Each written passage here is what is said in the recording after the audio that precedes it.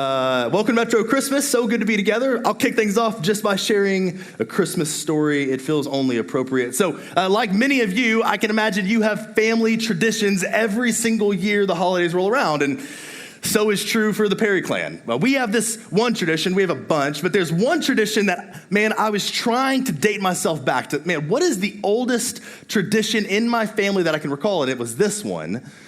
That upon Christmas morning, which is like, that's the moment for us, right? Everybody got, maybe it's Christmas Eve for you, maybe it's Christmas morning, Christmas night. For us, it's Christmas morning. That's the moment that we're waiting for. Every Christmas morning, there is this one rule, and it is tradition. You are not allowed to look into the living room, nor enter the living room until you are completely gathered with the rest of the family.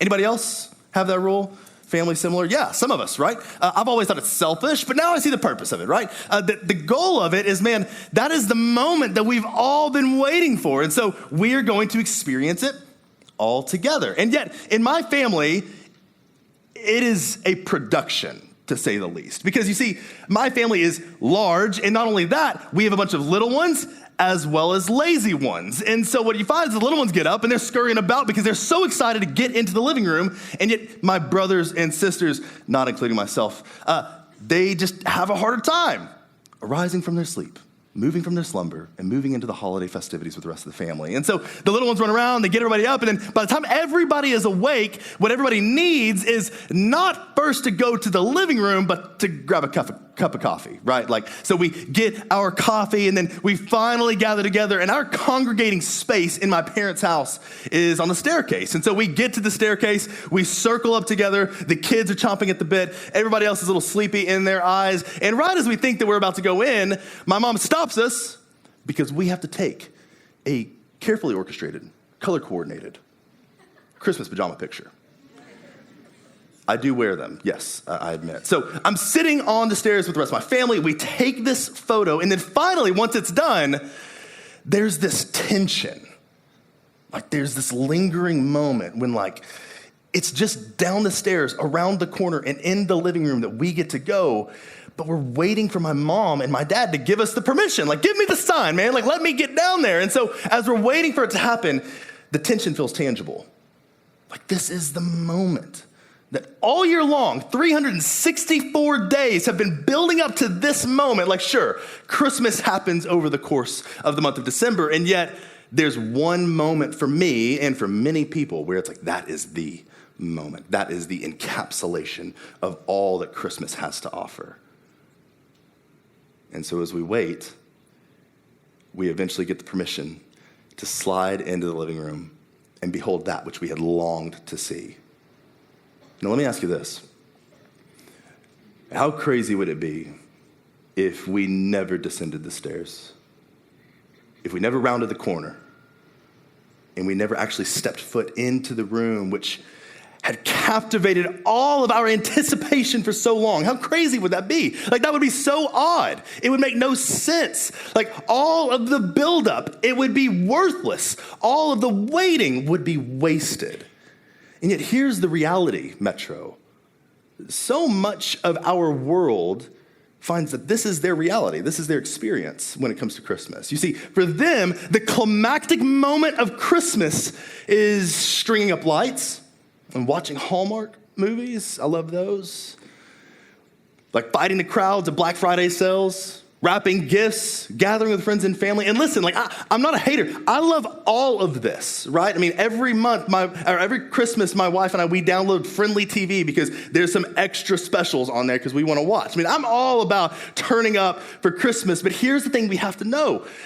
If we don't actually descend the figurative stairs and turn the corner on what is most significant about the holiday, we'll miss it. We'll miss it. And so tonight, what I want us to do is just to spend a few minutes. This won't take long. A few minutes of just turning our attention, fixing our mind's eye, our gaze on the climax of Christmas, which is Jesus Christ. That's what I want us to do.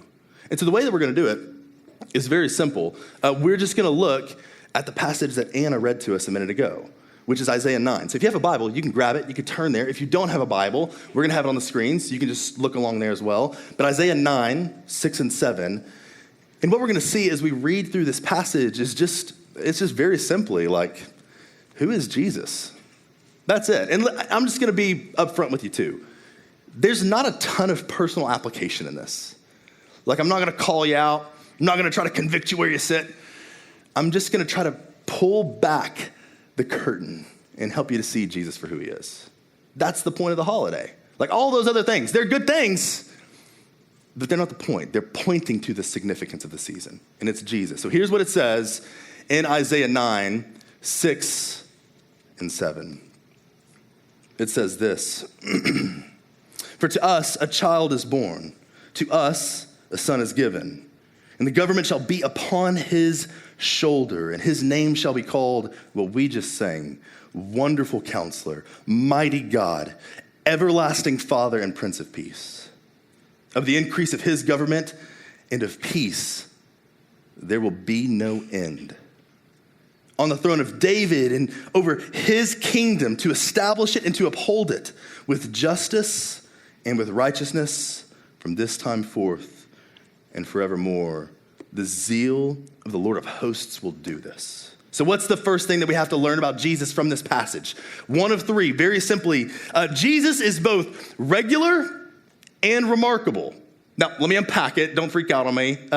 Regular and remarkable. What do I mean by that? Well, verse 6 tells us that he is both that to us a child is born and to us a son is given, which at first glance, it doesn't seem crazy. Like, Kyle and I know where babies come from, right? I understand that children are born. That's the way that this thing works. And yet, what we don't understand is Isaiah right here, he is making a massive claim about who Jesus is, because he's saying, man, he's not just born, but he's given. Like, he will originate from two different sources. One will be of man, but one will be of someplace else where a son is given. So it begs the question, like, who's giving away their son? And we see it in Galatians 4, verse 4. It says, but when the fullness of time had come, God sent forth his son, born of a woman, born under the law. And I love this. Like, I didn't even realize this until I was just reading through my notes tonight. Like, when the fullness of time had come, Christmas, like, that's the moment that we're celebrating. Like, it's not just happy holidays. It is the fullness of time. Like, this was the moment when all of creation, air and pining, like, had been waiting for God to fix what was wrong. And God said, okay, I'm coming. Now is the fullness of time. Now I will step into creation to get you out. And so we see from this that Jesus, he is both the Son of Man, right? He is a child born to us, and he's the Son of God. Like, he's God's own son sent into the world, meaning he is everything like you and me. He is totally regular. And he is nothing like you and me, because he is infinitely remarkable. And he is everything like you and nothing like you, all at the same time. He's both regular and remarkable. And he's like as regular as they come. I said this last year, saying it this year. Like, if he were to walk into the building tonight, you would not know it. Like, he would look exactly like you. He would be sitting next to you and you'd have no idea, because he talks like you, he walks like you, he acts like you, only the good parts. He also, he chooses to sleep like you, he gets tired like you, he eats like you. I mean, Jesus, he looks just like us. Isaiah 53 is clear that he had no beauty nor majesty that we would look upon him. Like, there was nothing about him externally that, man, would cause us to be impressed by him, to gravitate towards him. He was regular. And yet, though he was regular in his expression, he was remarkable in his essence. Remarkable in his essence. Hebrews 1:3, you should put this verse to memory. It says that he, talking about Jesus, is the radiance of the glory of God and the exact imprint of his nature.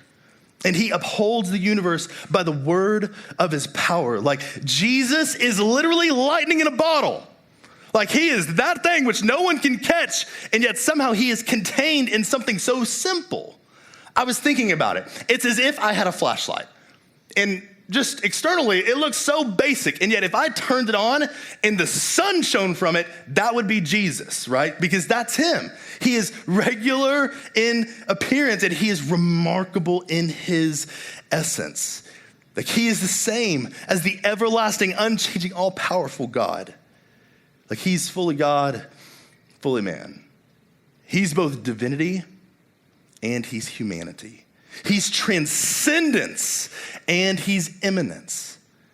He is both high, he is high into the heights of heaven, yet he is close as a brother. He is both infinite and he is finite. He is both overwhelming and he's unassuming. This is what we know about Jesus based on this passage just to begin with. And we're not even scratching the surface. And yet, what a profound idea. Like Jesus Christ, by nature, he is God incarnate. He is heaven on earth. That's the first thing we learn. The second thing we learn about Jesus, it doesn't have to do with his nature. That was the first point. It's all about his character. So the second point we learn is that Jesus, he has a name like no other. Jesus has a name like no other. So Isaiah 9, the second half of 6, it says this, that in his name, again, talking about Jesus, shall be called Wonderful Counselor, Mighty God, Everlasting Father, and Prince of Peace. So in the ancient Near East, whenever kings would ascend to their thrones, they would adopt for themselves different descriptions, different epithets. They were called throne names to help them demonstrate to the watching world what their reputation was, what they should be represented by. And so we drag that into our modern context. It's the same thing as social media handles, right? On Instagram or Twitter, what do? You adopt a unique identifier to represent you to the watching world. And so Jesus, in this passage, Isaiah is saying, hey, Jesus, he has 4 handles: at Wonderful Counselor, at Mighty God, at Everlasting Father, and at Prince of Peace. And if you want to follow him, that's what you need to know, right? You can track that is who he is. And here's what's amazing about this specific passage. In the Bible, 250 times, Jesus is given a different title or a different description. And yet this is the one place in all of the Bible where there are more titles, descriptions, or monikers compacted together. And it's for good reason, because Isaiah wants to say something unique about Jesus. He wants to communicate to us that, man, he is different. Like he's different than anybody else. And so let's just walk through them really quickly. The first one is that he's a wonderful counselor. Wonderful counselor. Wonderful. If you look that up in the Hebrew, it just simply means extraordinary or unsurpassed. And this is what's crazy about this word wonderful. Like we toss that word around all the time. It's the most wonderful time of the year. Have you said that? Maybe not. You've probably sung it. And yet, though this is so common amongst us, what we know about Jesus and in the Bible is that the word wonderful, every single time it's used, it alone belongs to God. Like every time, it is solely descriptive and indicative of something about God or something that God is doing. He's wonderful. He's wonderful. He is beyond comprehension. He is literally the definition of the word. He is full of wonder, miracle, marvel, magnificence. And yet he isn't just wonderful.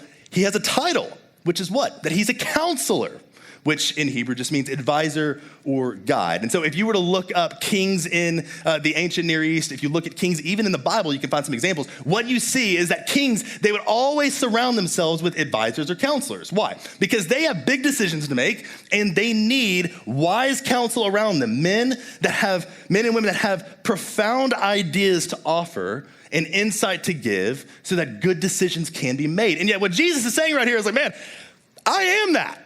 Like, I don't need any counselors. Like, I am the most wonderful counselor. I am the wonder of counsel. Like, I don't need anybody to advise me. Like, I have all of the insight needed. I have all of the intellect. Like, everything that could ever be known, I already know it. He's a wonderful counselor. Second thing is he's mighty God. Mighty in Hebrew, powerful or heroic, right? It was often ascribed of champions in battle. They were mighty. And what we see is that Jesus, he describes this of himself. Matthew 28:18, Great Commission. He says this, he says, hey, all authority or power in heaven and on earth, it's been given to me. Jesus is like, hey man, if you're looking for the mightiest, it's me.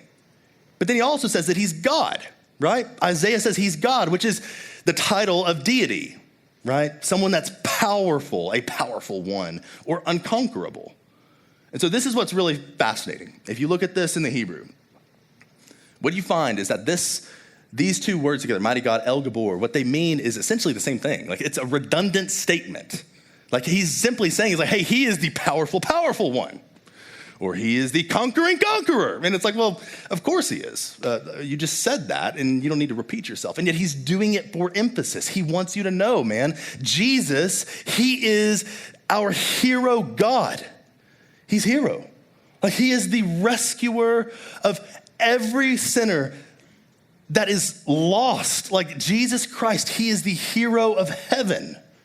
He crossed the corridors of time and space, all of history, because it is he and he alone that can rescue people from their sins. He's mighty God. There's no fray he can't face, and there's no foe he cannot conquer for you. The third one we see is that he is everlasting Father. Just to be really clear, this is not saying that Jesus, the Son of God, is the same thing as God the Father. It's not saying that, right? That would be something else called modalism. That's not what this is. That's not what this is describing. What this is describing instead is this idea that he is not Father in identity. He is Father in activity. So it would be no different than you being like, hey, what's up, bro? Like, what are you saying there? Like, hey, you're my brother, right? Like, if you call a good friend of yours brother or sister, you're ascribing to them a title that isn't blood-bought. Like it doesn't necessarily match their personal relationship to you, and yet what it does is it does match their activity, matches their behavior. And so what Isaiah is saying is he's saying, hey, Jesus, he's Father. Like he conducts himself as a father would. What do good fathers do? Because I'm not too naive to believe. Some of us we've got bad dads. So what do good fathers do? Good fathers provide. They protect. Like they bring stability to your life. They're in control. And that's what Jesus does for his people. Jesus is a provider. He's a protector. He's in control. He'll bring stability into your life. And it's not just for now. It's everlasting. It goes on forever and ever and ever and ever.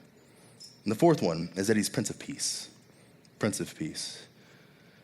Prince is this word that just describes ruler, which we don't really use, right?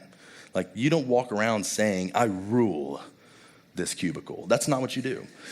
You might say, hey, like you rule. Like you may say that about someone. What you're saying is like, hey, you're a boss. Like you're on it. Like you got the goods. And what Jesus is saying here is, hey, or what Isaiah is saying of Jesus, hey, he is Prince. He's a ruler, which means that he's sovereign. Now here's an idea, because some of you were like, well, what does that word even mean? And others of you were like, well, I pray about God's sovereignty every day. What you need to know is that God's sovereignty does not just mean that he is all powerful. It also means that he has the right to do whatever he wants. Like he's powerful to do anything he likes, and yet he also has the right to do it. Jesus, he's not only capable of calling the shots, he's supposed to. He's supposed to. And then he's the prince of something, of peace, which doesn't just mean like calm. It actually means completeness. One commentator said it like this, that to have peace is a condition in which all things follow their destiny undisturbed. Their God-determined destiny. Like true peace is like, man, it's gonna end up where God wants it to end up. It's complete. It's fullness. Like it's not just the absence of conflict. It is also the presence of flourishing. That's what true peace actually is. And so Jesus is not just one who has stepped into the world that you might be okay. Hey man, it could be better, but you're gonna be all right. That's not his heart. Now Jesus says in John 10:10, I have come that they might have life and have life to the full. Like I want you to be complete. I want you to have peace. I want you to experience all the fullness that only I can give. Jesus alone affords that kind of reality. And here's something we need to know. If Jesus in this season, when you look upon him, just kind of leaves you bored, you've probably mistaken him from somebody. You've probably grown unfamiliar with the face of God in Jesus Christ. No, man, like Jesus is matchless, incomparable. There's no comparison. No one could stand next to him. I've used this illustration before. He is like the burning sun next to a flickering matchstick. It's not even that they can't compare.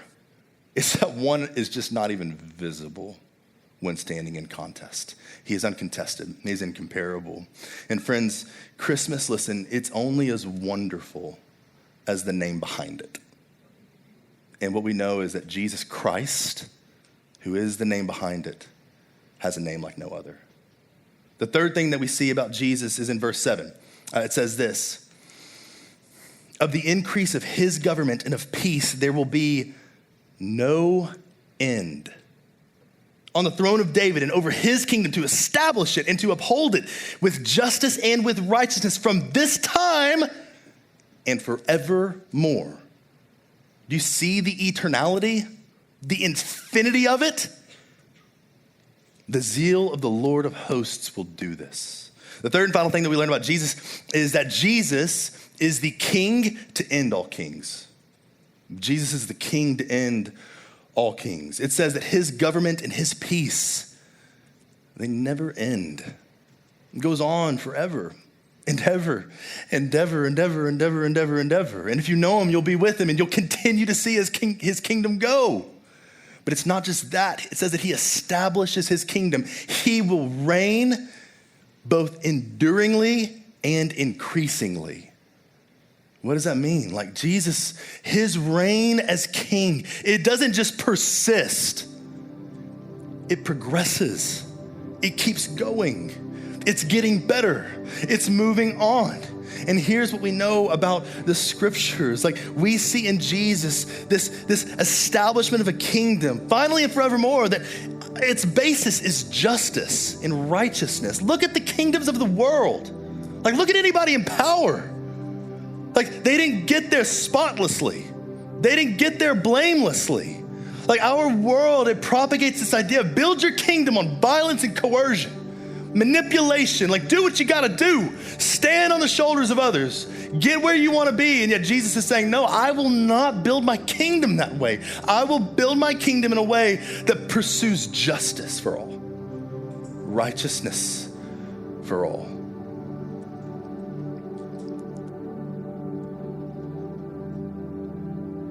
Like Jesus' kingdom, it takes new ground. You get that? Like it takes new ground.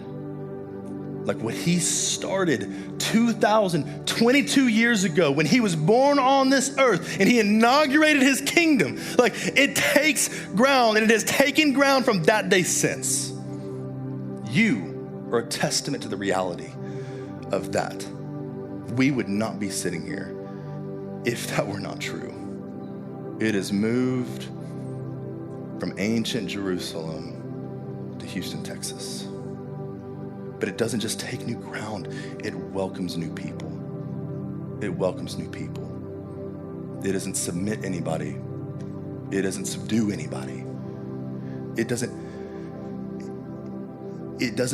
crush any person. No, it invites them into the family of God. And here's the cool thing. King Jesus in his kingdom has never given up a single inch of territory. He's in charge. He's in charge. He's the long anointed one, the long expected one of Israel. He's the Messiah. He's the Savior of the world. He's Emmanuel. He's God with us. But here's the cool thing, man. Like Jesus didn't just come like we would expect. Like a king like this to end all kings, like a king like that, he should rip open the heavens. He should descend down to the earth, and he should bring with him all the justice that he's deserved. But Jesus doesn't do that. He comes low. He comes with humility. It says in the book of Philippians, as Paul is describing the arrival of Jesus, that though he was equal with God, he did not count equality with God a thing to be grasped, but he emptied himself. And he took the form of a servant. What an infinite condescension for someone like Christ. And yet he didn't just take the form of a servant, being born in the likeness of men. He also, being in the form of man, he became obedient. He was never obedient to anyone. Like, he's ruler, he's sovereign, he's in charge. But he became obedient. For us, to the point of death. Not a death he deserved, a death that was owed to you and me. And he died upon a cross, an infinite humiliation, deserving to be worshiped, but on his dying day mocked and scorned. And yet he didn't stay dead, because he is who he says he is. He is the Son of God, and he has come to do what only he can do. And as he rises, there's healing in his wings, that any that would place their faith in him, they might have life and life eternally. That's the free gift of God. It's given to any without condition. What an infinite exaltation for Jesus Christ. Resurrected King, unlike any we've seen. Jesus, he is who he says he is. He's done what he has always promised to do. He's Jesus Christ, Emmanuel, God with us, hope of heaven, hero of history, savior of the world, king to end all kings. And he's the climax of any and every Christmas.